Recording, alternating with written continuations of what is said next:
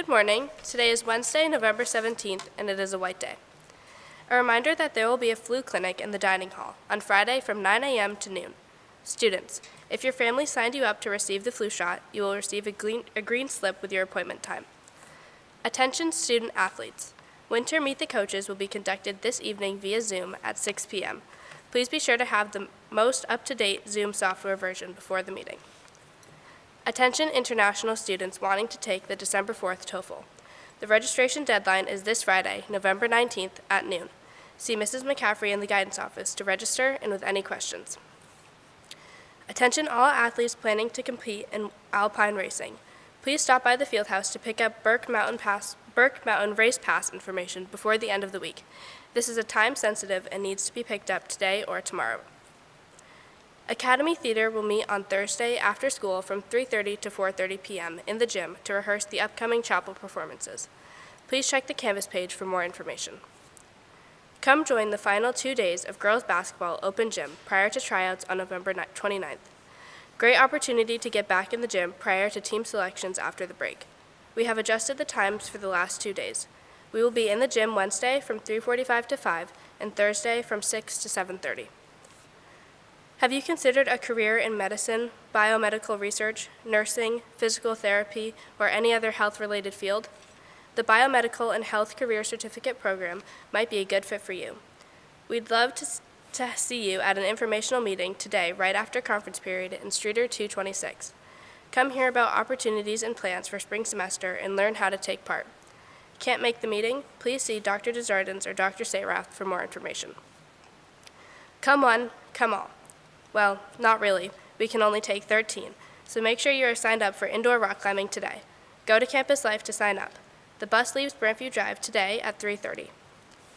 The Gender and Sexuality Union meets today after school in Colby 207.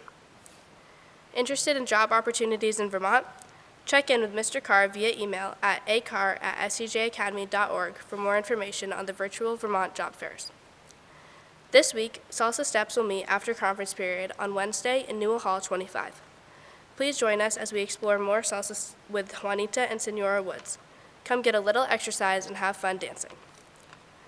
Badminton meets today right after CP in the Fieldhouse. Badminton, 3:35, Fieldhouse. The breathing room will not be meeting today. We will get together again the Wednesday after Thanksgiving. We wish you a calm day. At the beginning of the semester, a lot of enthusiastic people learned to knit for the first time and borrowed needles from the knitting club.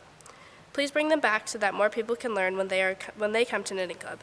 You may drop them off with Mrs. Breen in Severance 16 or with Dr. Voorhees in Streeter 236. Knitting club meets on Thursdays after school in Severance 16 for anyone who wants to join us. In an effort to extend gratitude to the greater community, the Quackers Advisory invites you to join them in creating Thanksgiving cards to send to the Tilton Veterans Home, Bright River Junction VA Hospital, and the local senior center. We would love for everyone to create 3 separate cards and deliver them to Mrs. Holcomb's mailbox by Friday. Thank you and have a great day.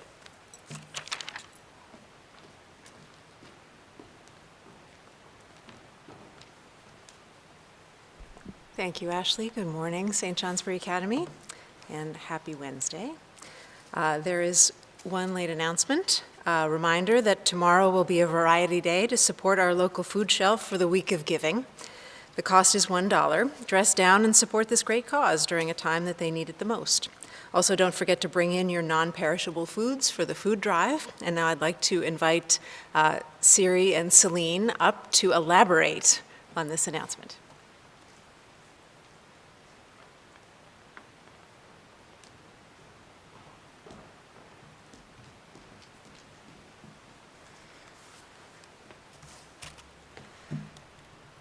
Variety days in a row? Say what? Yep, that's right. Friday, we will be having a second variety day to support charity events taking place on December 3rd for Sophomore Stewardship Day. The money raised on Friday will be donated to a charity of choice to be named by the winning sophomore advisory of the first annual Sophomore Stewardship Bowling Extravaganza. Dress down on Thursday for the food shelf and on Friday for the local charity. 2 great causes, and what a great way to end the week going into Thanksgiving break.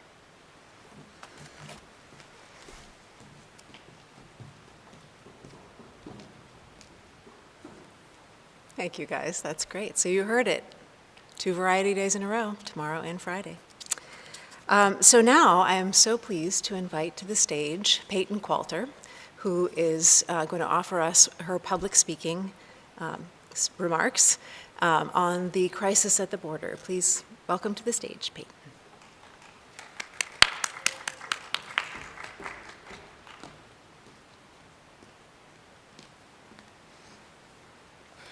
Good morning, everyone.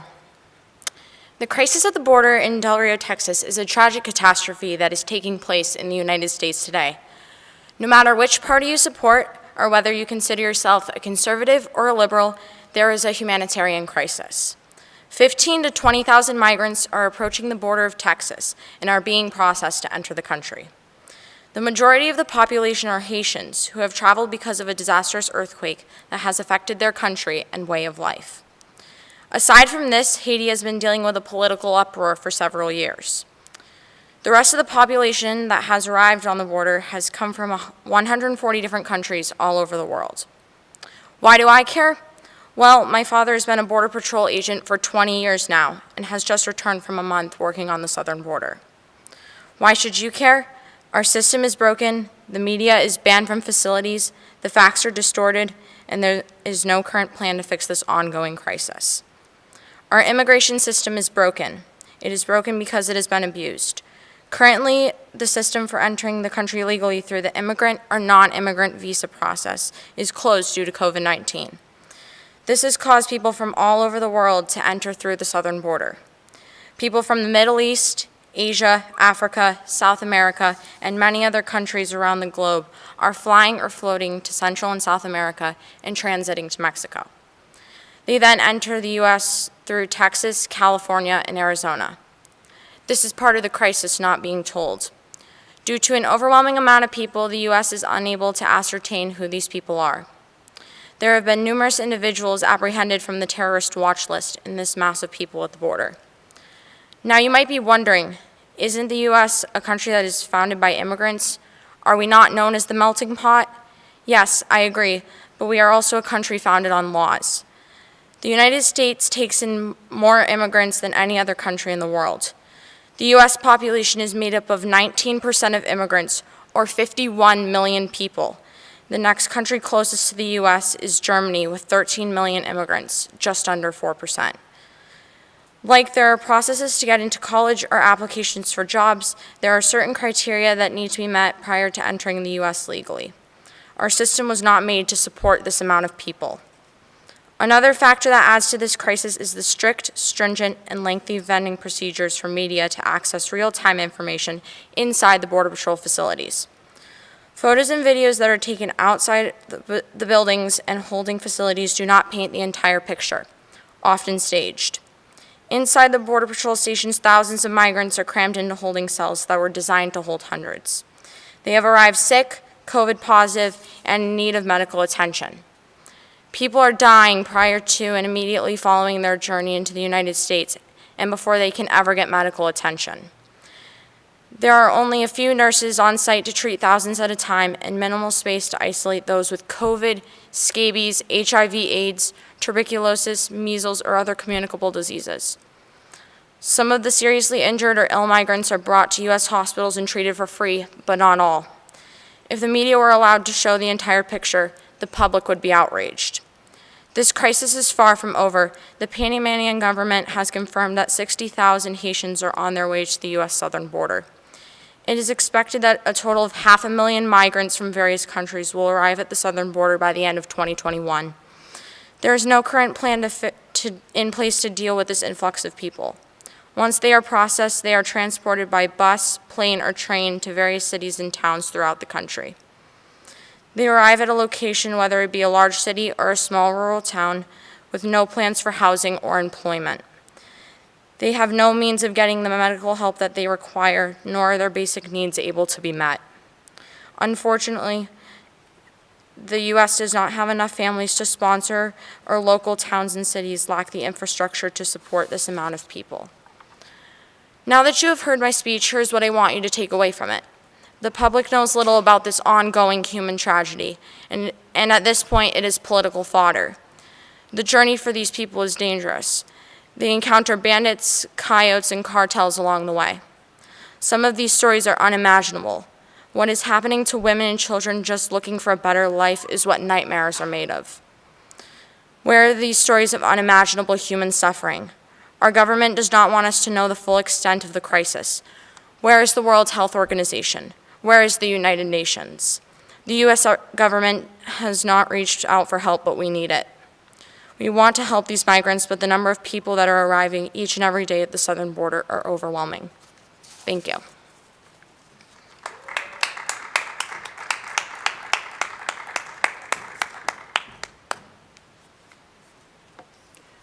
Thank you, Peyton. It was wonderfully researched and sobering.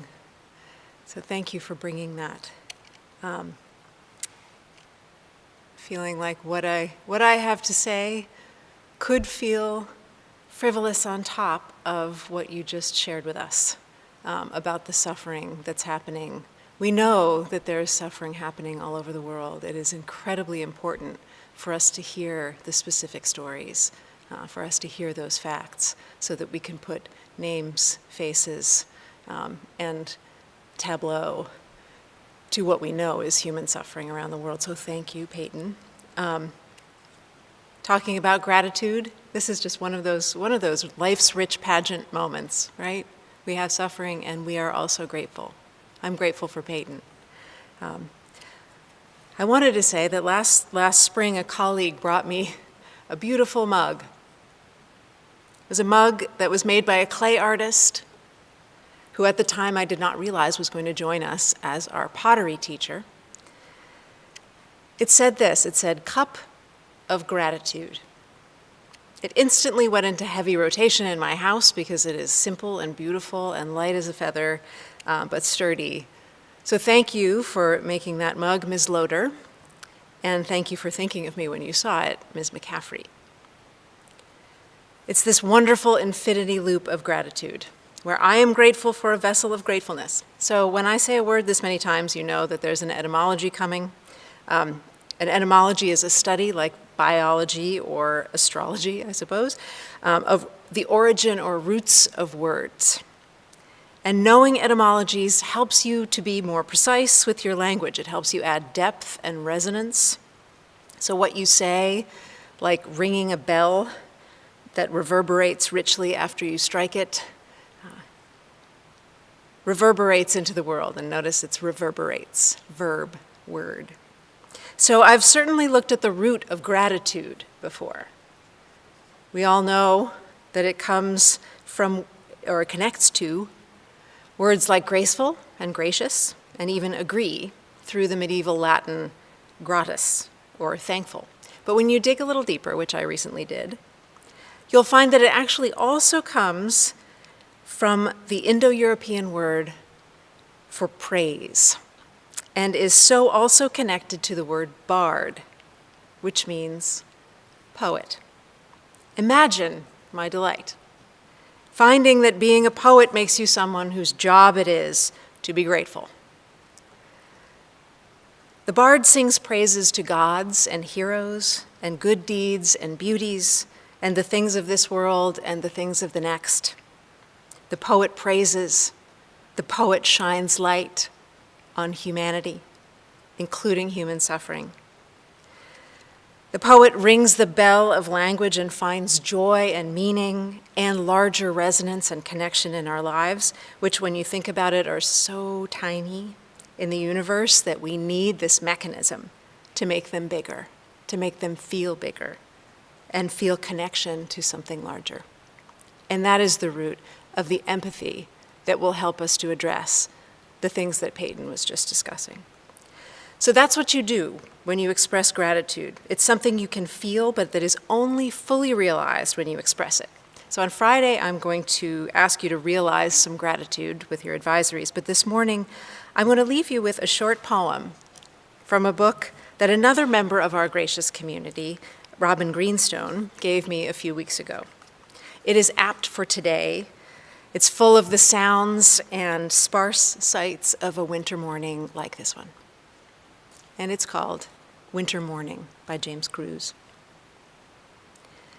When I can no longer say thank you for this new day and the waking into it, for the cold scrape of the kitchen chair and the ticking of the space heater, glowing orange as it warms the floor near my feet, I know it's because I've been fooled again by the selfish, unruly man who lives in me and believes he deserves only safety and comfort.